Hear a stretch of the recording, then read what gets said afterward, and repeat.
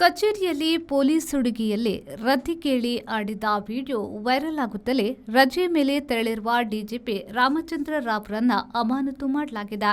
Video viral ಆದಾಗ ಒಮ್ಮೆ ಅದು ಕೃತಕ ಬುದ್ಧಿಮತ್ತೆ ಬಳಸಿ ನನ್ನ ಹೆಸರು ಕೆಡಿಸಲು ಷಡ್ಯಂತ್ರ ಎಂದ್ರು, ಇನ್ನೊಮ್ಮೆ ಅದು ಹಳೆಯ ವಿಡಿಯೋ ಎಂದ್ರು. ಹಾಗಾಗಿ ಅವರ ಮಾತಿನಲ್ಲೇ ಗೊಂದಲ ಕಂಡು ಬಂದಿದೆ. ಅವರು ಬೆಳಗಾವಿಯಲ್ಲಿ ಪೊಲೀಸ್ ಅಧಿಕಾರಿಯಾಗಿದ್ದಾಗಿನ ರತಿ ಆಟವಿದ್ದು ಎಂದು ಕೆಲವರು ಮಾತನಾಡಿಕೊಳ್ಳುತ್ತಿದ್ದಾರೆ.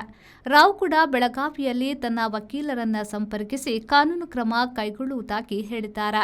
ಕೊಲ್ಲಿ ಬಂಗಾರ ಕಳ್ಳ ಸಾಕಣೆಯಲ್ಲಿ ಸಿಕ್ಕಿಬಿದ್ದಿದ್ದ ನಟಿ ರಣ್ಯಾ ರಾವ್ ಮಲತಂದೆಯಾಗಿರುವ ರಾವ್ ಹಿಂದೆಯೂ ಒಮ್ಮೆ ಅಮಾನತು ಆಗಿದ್ರು. ಅಲ್ಲದೆ ಕೆಲವು ಬಾರಿ ಆರೋಪಗಳಿಗೆ ಒಳಗಾಗಿದ್ರು.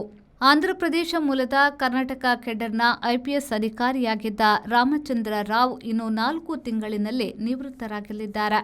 ಸದ್ಯ ಅವರು ನಾಗರಿಕ ಹಕ್ಕುಗಳ ಜಾರಿ ನಿರ್ದೇಶನಾಲಯದಲ್ಲಿ ಡಿಜಿಪಿಯಾಗಿದ್ರು.